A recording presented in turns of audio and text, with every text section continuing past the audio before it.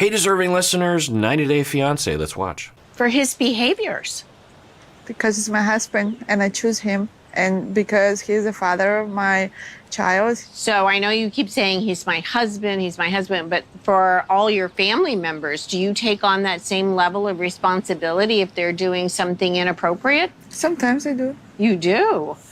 So they're getting into some good stuff here. I wonder what Yara means by that, but it did seem like there was some history there or a cultural aspect or something of women or herself or family members or something are responsible for their spouses or family members' behavior. It's a shame on them. And there's always a bit of that, right? If you go to a party with your spouse and they do something embarrassing, it's hard not to also feel embarrassed yourself, right? Because you're associated with that person. But differentiation can help with that. In fact, in that situation, you go to a party and your spouse does something embarrassing. It is important to remain as differentiated as possible. There's a lot of options in terms of what you could do to help the situation or at least not make it worse. But, a classic undifferentiated thing to do would be to attack your partner or something, or to feel like you are terrible for having a partner that did such a thing, even though you had nothing to do with it. And those are examples of lack of you don't have the ability to differentiate yourself when needed from other people or from the vibe in the room. And it can be hard, some people might in their heads blame you. They might, in an undifferentiated way or in a sexist way, they might look at you and say, you are to blame for that person's behavior. And we also have to remain differentiated about that too, because that's their feelings. You don't agree with it, but people have their feelings, they have their notions, and what do I do about it? Maybe I address it, maybe I even get angry about it, but what do I want to do about it? What's the bigger picture? What's the right thing for me to do? What's the overall right thing? Because you can imagine a situation where your partner's being embarrassing, you start seeing signs, or at least you think you see signs that people are judging you about it, and your partner is not seemingly reining it in. You do a little bit to try to rein that in, it doesn't really work. What do you do? Well, you can imagine a possible healthy choice would be to just say, hey, I did what I could, and I'm sorry for what's happening, but I don't really feel like it's my fault that he's doing this, because I didn't do anything to make him do this, and I don't know what to do. And I'm just gonna go home or whatever. I'm just gonna stand here in the corner, and I'll go over in the other room and talk with a friend or something. You can imagine a differentiated choice like that. It's not, it doesn't fix the problem, but nothing really would fix the problem. So I wonder if for Yara, she was socialized this way or raised this way to believe that, it's a shame on her. It means that she's a bad person when Jovi does those things. So I think it adds a layer, because, of course, I think, at least to me, I can understand how she would feel bad because he would seek out these other women, and then she could think that she's not good looking enough or something, so she has shame there. But it also sounds like she might just have shame in general, that because he's doing something shameful, it's her fault. And I've seen this before, of course, both in general but also in a sexist way, that when a man does something, when a husband does something along these lines, 90%, it's victim blaming, right? You just say, well, how does he, what kind of a wife lets their man do that kind of stuff? That stuff. It's like, what are you, it's like, he's responsible. He's a grown adult. He can do what he wants, and he's doing what he wants. What does that have to do with his wife? In the place where I grew up, specifically, like, you need to be, especially if you're a girl, you need to be you need to be super smart, you need to be beautiful, you need to know how to clean, cook, and if you don't, somebody gonna talk about you and love from you and basically shame you. Okay, I'm curious what that means in its entirety, but that's some more detail. Yeah, okay. So now let's see what the therapist does. I think it's a cultural thing to be insecure in Ukraine. Everything about you need to be perfect. My mom, for example, taught me that I was chunky. And my sister used to tell me when I'm gonna have a kid, I'm gonna be so big because that's my genetics. They always joke on me, my cousins, everybody. So I'm just trying to get to that perfect level all the time. Okay, so we're getting some more specifics. It's not just Jovi putting her down. It's literally everyone in her life, maybe her entire culture, she's saying. So, yeah, that is unfortunate. I feel bad for her and every other woman in her society, I suppose, if that's accurate. Now, of course, we have that in the United States, but at least in my circle, there are pockets of culture and protections such that the body shaming is kept to a certain level. I wouldn't say even to a minimum. It's just not as bad as it would be otherwise. So I'm not saying that somehow there are people that don't experience this. I imagine, at least in my society, the vast majority of people, and particularly women, experience this to a great degree. But it sounds like for her, it was all-encompassing. Do you ever reframe those thoughts in your mind? Give me an example of something your mom would have said to you. For example, I will wear some this open outfit and she will be... Okay, so the therapist used the word reframe. And this is a term that is usually used in family therapy. And she's a marriage and family therapist, so she would know about reframes. It's more complicated than people typically talk about it. I've heard other therapists use the term basically to mean that when a client has a perception or a cognition or a belief or a thought that causes them to stress, like I feel ashamed of myself because of the way I look, then you will attempt as a therapist to reframe it. And this is not really what reframes are supposed to be used for, but, and who knows? She used the word reframe. She could say, no, I know what reframes are. I'm just using that word in a layperson sense. But I've seen a lot of therapists who will misunderstand what reframe means. And what they will do is they will ham-fistedly just convince a client that their perceptions can be easily changed and therefore it'll take away the feeling. This is the basis of cognitive therapy, and there is some legitimacy to it, of course, but given what she said, I'll just say in my style, given what she just said, I would think, oh boy, this is going to be a lifetime of struggle with this internalization. And where do we begin? That's what I'd be thinking. I might even say that out loud to the client. Where do we begin to repair the damage that has been done to you from your society, from your family, from Jovi, to make you feel ashamed of yourself, of your body? Where do we begin with that? How do we dismantle that? Where do you want to begin? It takes a lifetime, and you'd probably only get 50% there with a lot of therapy.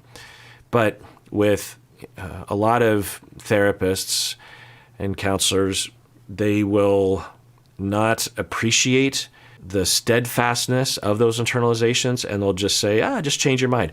Now, sometimes what they will say is, well, if you start now by actively pushing against your automatic thoughts, it's not going to take away the impulse to shame yourself, but it will, over time, diminish it, right? And I would agree with that. But sometimes it's basically just telling someone that all you have to do is think differently and everything will be okay, when the client usually doesn't experience it that way. So I'm worried it's going in that direction. Okay, so we're going to take that thought and we're going to add on other words to the front or the end of it so that it feels different. Mm-hmm. So taking that statement, you said, well, if you wear that, you could feel ashamed. Or what? What could you add on that's truth? Or feel happy because I like it how it's look. Okay, yeah, this is a classic cognitive therapy technique. It's not classic in exactly the way that it's implemented, but I believe that's where she's coming from. She might also be coming from a family therapy reframe model as well. I don't know. But yeah, I think that it's a good start. I hope, though, that Yara doesn't walk away thinking that it's that simple. The practice, if done, could be part of a larger effort that would actually help in the long term. But just this, typically, because I do this sort of work too with clients, but typically this sort of stuff, it doesn't usually last outside of the therapy office because they go back to their life and they go back to their automatic ways of thinking. And it's hard to, because they might even remember, they might even have a worksheet. It's like, oh, I'm supposed to have these other thoughts. And they might try it, but they would say, but everyone knows that it is my fault. It's hard for them to remember to think outside of their internalizations. And so, but yeah, it's going well.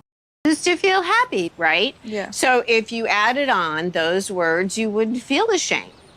So let's take what happened. I wouldn't go that far. You would have to ask her when you say that. She could say, when you do that, it gives you an opportunity potentially not to feel shame. Or when you try that on for size, tell me how that feels. Do you still feel ashamed or not?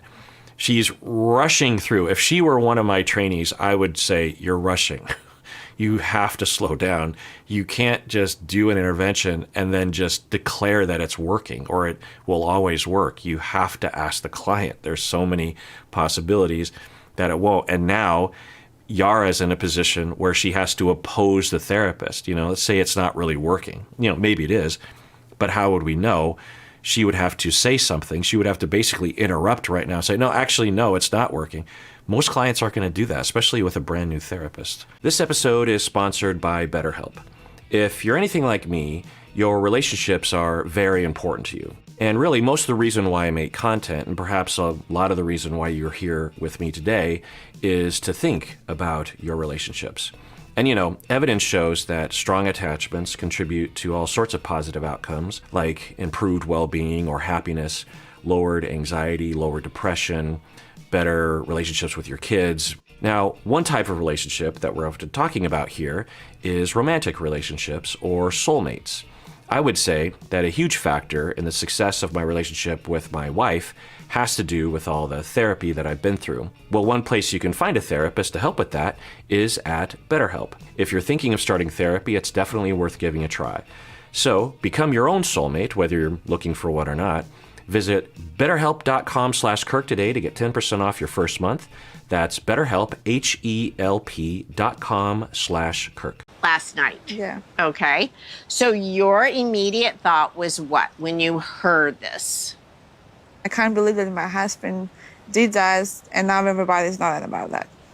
Okay. What other words could you add on that are true that are going to help make you feel differently? Okay, yeah, she must do this a lot because she's doing it pretty well. She's emphasizing that are true. Don't just make up something. Actually find something that's true that would be different. And you wouldn't have felt shame or guilt. Exactly. I will maybe felt mad Still on my mad a little. husband, but not shamed and guilt, because shame and guilt I felt because of the other people, not because of him. On him, I was just mad. Absolutely. Absolutely. Because mad is so different than feeling shaming. Okay, seems to be working. I would even still, I would say it's rushed because it runs the risk of pushing a client into agreeing with you that things are working when they're not necessarily working. And really, shame it's pretty complicated, but it seems to be working, so that's good. Yesterday is gone and today is now. As long as we continue to learn to communicate with each other and listen to what we are saying to each other and accept that we may not necessarily agree, we do know that with a little bit of time, we can and will see the sun rise on all of our tomorrows from this sunset on. Okay, so the final episode was a lot of fluff regarding building up to this recommitment ceremony that I didn't react to. It was just a lot of pontificate. It's sort of like after a football game when the reporter walks up to the coach and asks what their thoughts are, and the coach says, well, 100% and teamwork and everything went according to plan. It's just certain things that people will say. And, it was probably all truthful, but it's not very compelling TV. And also there was a lot of red herrings and but what ended up happening at the recommitment ceremonies was what we would expect, that Liz and Ed are back together, Asuelu, and Well, the notable commitment ceremony was with Asuelu and Kalani, in which they talked, pretty well about breaking up. I often will wish that we in our society had ceremonies. And some people will do this, but it's pretty rare. But I wish that people had ceremonies around breaking up. We have ceremonies for getting together, like an engagement party or an engagement ceremony, like getting down on one knee, that kind of thing, or a wedding or an anniversary party. But we don't have get-togethers for divorce, which doesn't make a lot of sense, really. It's a shameful thing, right? It's something that we want to sweep under the rug. But if a couple can handle it and want to do it, it can be very useful as a way of demarcating that break, that change. In my graduate degree many moons ago, we studied ceremony and ritual and how important it is for humans. Of course it is, because there's so many rituals and ceremonies that we have. The problem is that as many people immigrated to the United States from Europe and Asia and other places, they had to blend in to some extent and sometimes would be oppressed by people and maybe even the government to strip those peoples of their rituals and their ceremonies and their culture and their language, including the Native American people, the indigenous people that were already here. That happened to them as well. So what we got in the 20th century were a lot of people without traditions, without ceremonies or rituals or protocols. We didn't really replace it with much.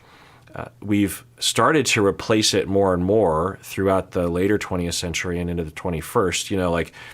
Halloween is a big deal, right? And other kinds of, Christmas has become this huge deal. When I was a kid, Christmas obviously was a big deal, but it's even bigger now. There's all sorts of ceremony, and it doesn't look like ceremony or ritual, but to anthropologists, it absolutely is. The music, the tree, the ornaments, and of course that's just Christmas. Of course there's other holidays that people celebrate, and there's people that don't celebrate any of them.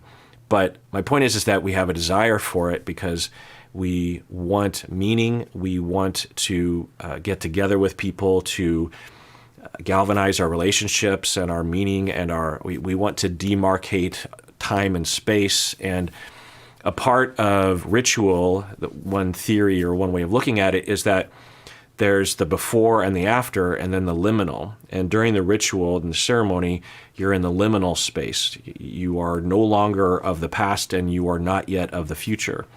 And so like a wedding, you could think of it as prior to the wedding day, you're not married, and it has all the meanings that you have culturally or in your family around that. And then you enter the space, and there's a lot of things that demarcate that you're in a sacred liminal space. The dress, the flowers, the music, the fact that everyone is quiet and respectful, and you stand up for people, and there's the altar, and it's just all the things, right? And you prepare for it, and there's a script, and you rehearse for it. It's like it's a big deal, right? And during the wedding, there is this liminal space. You're no longer of the past, and you're not yet of the future. There's this transitional space. And then there's the ring and all the vows, and at least I'm talking about Seattle weddings anyway. And then the celebration happens, and then there's the party, which is demarcating. We are now done with the liminal space. Now we're back to our regular selves. We can act more freely, and this is what and the liminal space and the ritual actually has a lot of defining ceremony within it, right? Not only just literal vows. You say, this is what I'm going to do, but you have a ring that says, okay, this is a physical thing that bonds us. You have the parents often will do things together, right, to emphasize that not only you're bringing two people together, but two families together. There are, there's a lot of symbolism, and a lot is being said. Now, can someone get married, or can someone participate in a wedding and not actually observe any of those those symbols or those meanings, sure. But if you choose to, then it really can be meaningful, right? And when a wedding goes bad, or when someone has a meltdown, like your stepfather or your partner, then it says something about the future, right? That's why people are really protective of the wedding. Now, of course, it can get out of control with materialism and all that kind of stuff. But the point is that when it comes to divorce, this is another major transition, right? And you need to delineate between the past, and you need to define the future. What is our relationship? You're also declaring to everyone around you and their parents. So they have to say, this is what we are going to do. This is what I'm committing to. Now, can people break those commitments? Yeah, but people tend to, it tends to help if they choose to make it help them, you know. It also gives a chance for some closure, for some tears. People can grieve the loss in the audience, you know. Anyway, so the two of them had that conversation, and it went pretty well. I don't know what the future holds, but I think it was good. And he, Asuelu, had some questions. He didn't know if Kalani would let him see the kids. He had questions about that. So, they did clarify that, which is good. And Kalani was very clear. No, you are still their father, and I want you to be in their life, and that will never end. So, it was a good ceremony. Do you need it? Not necessarily, but, it's nice to see. Angela and Michael are still recommitted. They weren't really involved this season. And then we also saw Jovi and Yara. They recommitted. So it's all, of course, Kelly and Molly aren't there. But it's all going according to plan. And here we are. To our lives and start our family. And I feel like I'm more ready to get married than I've ever been, ever. Wait, bye, guys. You didn't say bye. Bye. Getting married, bitches. Let's go! All right, well, that does it for me watching this show. I was thinking that I would start doing some final thoughts episodes after I watch a series, so I thought I would possibly do that. Don't hold me to it. And I guess I'd give that some thought. Final thoughts. So I guess watch out for that. And everyone out there, please take care of yourself because you deserve it. You really, really do. Okay, well, let's adjourn there. And everyone out there, please take care of yourself because you deserve it. You really, really do.